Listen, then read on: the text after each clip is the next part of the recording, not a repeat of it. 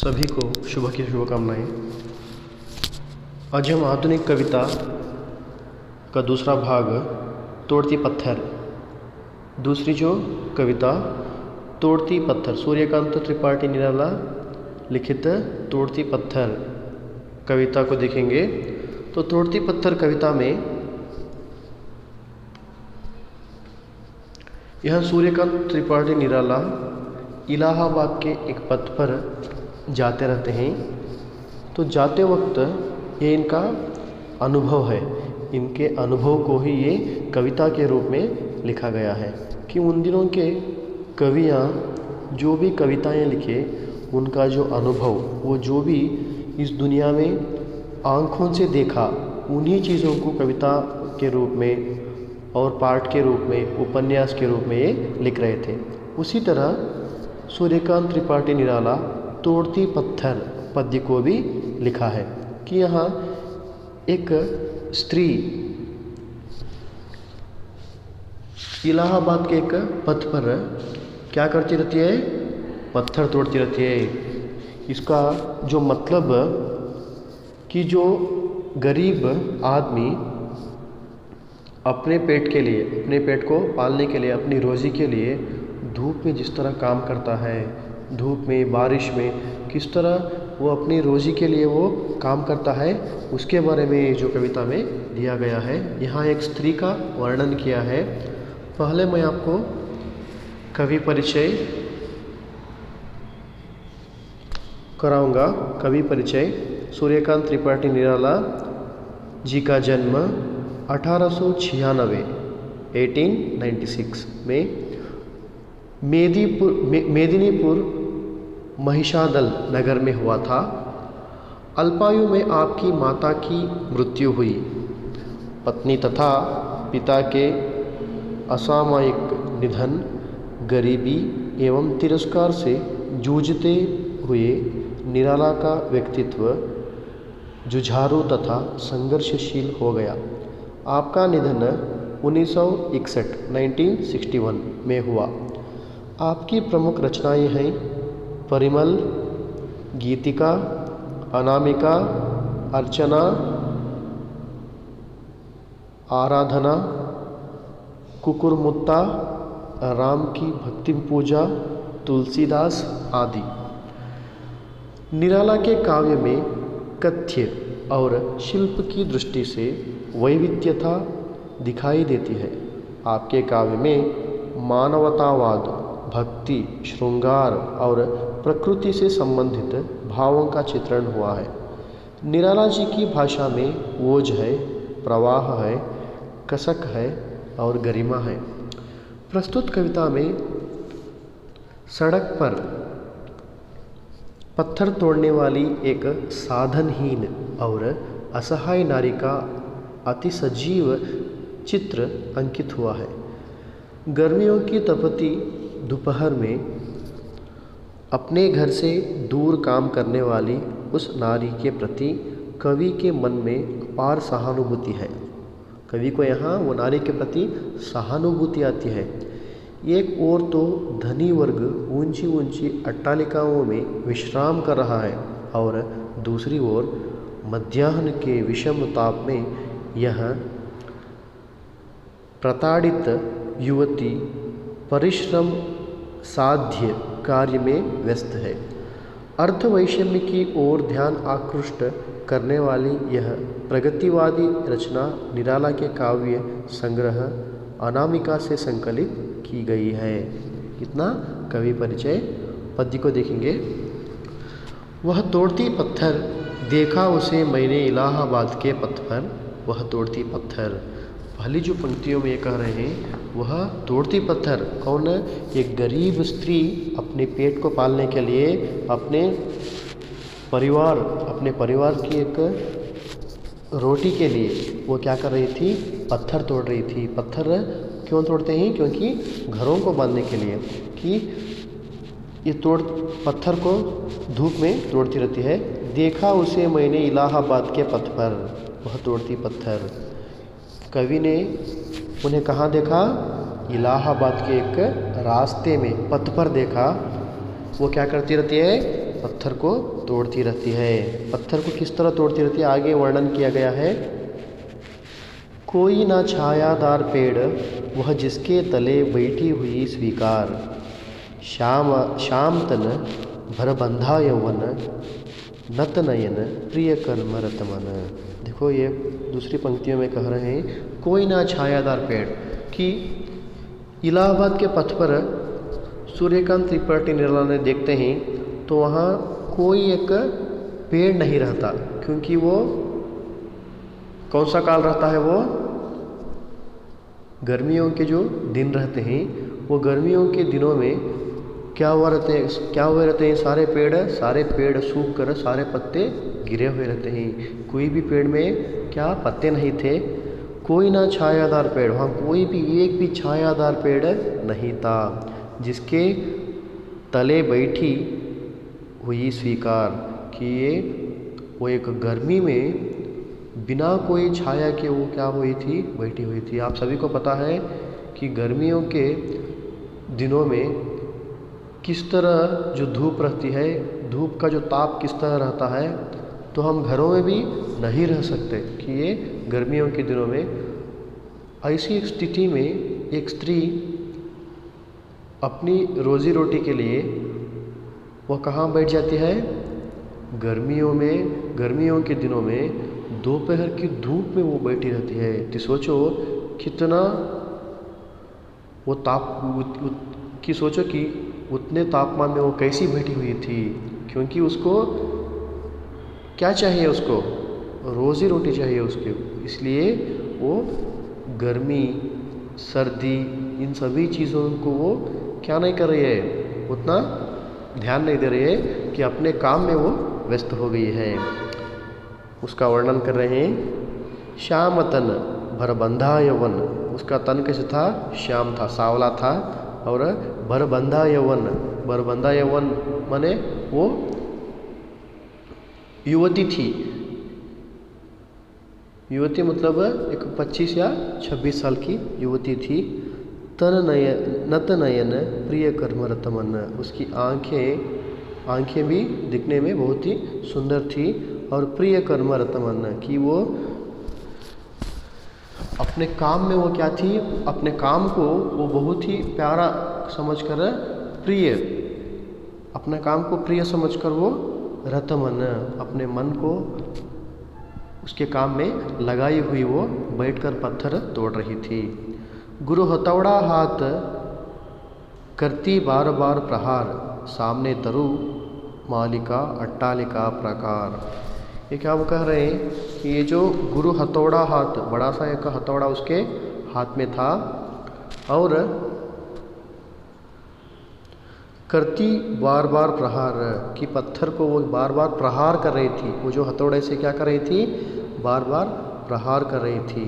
और सामने तरुमालिका अट्टालिका प्रकार, और वो जो पत्थर तोड़ रही थी उसके आगे क्या क्या थे, तरुमालिका अट्टालिका प्रकार, वहाँ बड़े बड़े एक भवन थे, बड़े बड़े भवन थे, और तरु भी थे, वहाँ कुछ पेड़ भी, कुछ दूर वो पेड़ भी थे, पेड़ के साथ साथ वहाँ क्या थे, वहाँ कुछ बड़े बड़े भवन थे, वो भवनों में लोग भी थे। ये जो पंक्ति का मतलब यह है कि बड़े बड़े अट्टालिका, बड़े बड़े जो भवनों में लोग वास हुए थे, तो लोग वहाँ उसको देख रहे थे, मगर कोई उसको क्या नहीं कर रहा था, वो तुम क्यों इतनी धूप में काम कर रहे हैं, एक सहानुभूति दिखाने वाला कोई आदमी नहीं था। सभी लोग बड़े बड़े जो भवनों में वो क्या बैठे हुए थे, अपने एक गर्मियों के परिस्थितियों में वो घरों में बैठकर वो क्या कर रहे थे, विश्राम ले रहे थे, मगर कोई एक भी आदमी इसको नहीं पूछ रहा था कि तुम इतनी गर्मी में क्यों काम कर रहे, कोई भी इसके ऊपर सहानुभूति नहीं दिखा रहा था। और दूसरे पंक्तियों में, चढ़ रही थी धूप गर्मियों के दिन, दीवा का तमतमाता रूप, उठी झुलसाती हुई लू, रोई जो जलती हुई भू, गर्द चिनकी छा गई प्राय हुई दोपहर वह तोड़ती पत्थर। देखो कितना सुंदर वर्णन किया है सूर्यकांत त्रिपाठी नाला ने। किसका वर्णन है? यहाँ गर्मियों के दिनों का वर्णन किया है। किस तरह किया है? चढ़ रही थी धूप, दोपहर हुआ था, तो दोपहर तो गर्मियों के दिनों में कैसे रहता है? बहुत ही उसका जो रूप दिखने में भयंकर रहता है। किसका? दिवा का रूप। देखो चढ़ रही थी धूप, गर्मियों के दिनों में धूप चढ़ रही थी। दिवा का तमतमाता रूप, दिवा कौन? सूरज, सूरज का जो तमतमाता भयंकर रूप, ये भयंकर रूप से धरती किस तरह हो गई थी? कह रहे हैं देखो, उठी झुलसाती हुई लू, गर्म हवा वहाँ उठ रही थी। रुई जो जलती हुई भू, अब ये धरती किस तरह जल रही थी? रुई जिस तरह जलती है उस तरह धरती जल रही थी। किससे? दिवा के तमतमाते रूप से। गर्द चिनगी छा गई, गर्द चिनगी छा गई। गर्द चिनगी मतलब, गर्द मतलब वो जो अंग्रेजी में डस्ट कहते हैं, वो जो डस्ट था ना, सारा डस्ट किस तरह बन गया था? चिनगी। चिनगी मतलब स्पार्कल्स बोलते हैं अंग्रेजी में, कि वो सारा जो डस्ट स्पार्कल जैसे क्या हो गया था? बन गया था। प्रायः हुई दोपहर, तो इसका मतलब क्या? वो जो चिनगी, वो गर्द क्या? चिनगी जैसे बन गई। और अब भू किस तरह चल रही थी? भू रुई जैसी चल रही थी। और हवा कैसे हो गई थी? हवा गर्म हो गई थी। तो इसका मतलब दोपहर हो गई वह तोड़ती पत्थर। कि क्यों वर्णन कर रहे हैं? क्योंकि वो दोपहर किस तरह थी उसका वर्णन कर रहे हैं। वो क्यों वर्णन किया? क्योंकि कैसी दोपहरी में वो काम कर रही थी वो जो स्त्री, उसके लिए हमें एक संदेश देने के लिए वो सूर्यकांत त्रिपाठी ने ये जो इन पंक्तियों को लिखा गया है कि ऐसी गर्मियों में वह पत्थर तोड़ रही थी। मतलब वो कितनी मजबूरी में है। आप सभी लोगों को समझ गए होंगे कि ये लोग, जो भी लोग कब इस तरह के काम करते हैं, जब उन लोगों को ज़िंदगी में किसी का सहारा नहीं रहता, ज़िंदगी में कोई उनकी सहायता नहीं कर सकता, उस वक्त उन लोगों को हर एक परिस्थिति का सामना करना पड़ता है। कितनी भी धूप हो, कितना भी बारिश हो, काम करना पड़ता है। कि आजकल हमारे जो भारत के गरीबों की स्थिति यही हो गई है। कितना भी, कैसी भी स्थिति हो उनके जीवन के अंदर, कि उनको काम करना पड़ता है, नहीं तो उनका पेट नहीं भरेगा। तो आगे की कुछ पंक्तियों में, देखते देखा मुझे तो एक बार, उस भवन की ओर देखा छिन्नतार। तो देखते देखा मुझे तो एक बार, किसने? वो औरत, वो एक स्त्री ने सूर्यकांत त्रिपाठी निराला की तरह सहानुभूति से देखती है। उस भवन की ओर देखा छिन्नतार, कि ये वो स्त्री सूर्यकांत त्रिपाठी निराला को देखा तो ये सूर्यकांत त्रिपाठी निराला मुंह को फेर लेता है। फेरने पर उसको एक भवन दिखता है। वो भवन में क्या दिखता है इनको? छिन्नतार। छिन्नतार मतलब कटा हुआ, क्योंकि धूप की एक गर्मी से वो एक भवन में भी क्या हुआ रहता है? एक कटा हुआ जैसा एक छिन्न लगा रहता है। धूप इतनी ज़्यादा है यहाँ। देखकर कोई नहीं देखा मुझे, वह उस दृष्टि से जो मार खा रोई नहीं। कि क्या करती है स्त्री? यहाँ देखती है, कोई नहीं रहता, कि ये आदमी यहाँ को क्यों आया है, मुझे क्यों देख रहा है, कह के वो उसकी तरफ देखते देखते क्या करती है? पत्थर को तोड़ती रहती है। पत्थर को तोड़ते वक्त सूर्यकांत त्रिपाठी निराला की ओर देखते हुए पत्थर को तोड़ती है, तो ये अपने हाथ को मार लेती है। मारने पर जो मार खाकर रोई नहीं, तो वो मार खा लेती है, अपने आप को वो मार लेती है, तो वो रोती नहीं। वो सिर्फ अपने काम में मग्न रहती है, अपने काम को ही वो सब कुछ समझी रहती है। क्योंकि काम किया तो ही उनको हर दिन की रोज़ी मिलती है, काम किया तो ही वो वहाँ उस दिन का जो खाना खाना पड़ता है। ऐसे लोग भी हैं हमारे जो भारत में, जो आज वो काम किया तो वो खाना खा सकते हैं, आज काम नहीं किया तो वो उन लोगों को खाना नहीं मिल सकता, ऐसे लोग भी हैं। तो आगे वो जो पत्थर तोड़ने का जो सुंदर वर्णन किया है दूसरे अंतिम पंक्तियों में, सजा सहज सितार सुनी मैंने वह नहीं जो थी सुनी झंकार, एक क्षण के बाद वह कांपी सुघर, ढुलक माथे से गिरे सीकर, लीन होते कर्म में फिर जो कहा मैं तोड़ती पत्थर। यहाँ वो पत्थर तोड़ने के आवाज़ को सूर्यकांत त्रिपाठी निराला ने इस तरह वर्णन किया है, सजा सहज सितार, कि ये वो जो पत्थर तोड़ रही थी, वो पत्थर तोड़ने के जो आवाज़ को ये किस तरह वर्णन कर रहे हैं, सितार के एक आवाज़ को वर्णन कर रहे हैं। वो पत्थर को मार रही थी, मारने से इनको सूर्यकांत त्रिपाठी निराला को सितार का आवाज़ आ रहा था। सुनी मैंने वह नहीं जो थी सुनी झंकार, सुनी मैंने कि मैं जो सुनी झंकार वो नहीं थी, कि ये मुझे सितार की आवाज़ आ रही थी, पत्थर की आवाज़ नहीं आ रही थी, कह के सूर्यकांत त्रिपाठी निराला ने कह रहा है। एक क्षण के बाद वह कांपी सुघर, एक क्षण के बाद वो कांपती है। क्यों कांपती है? क्योंकि वो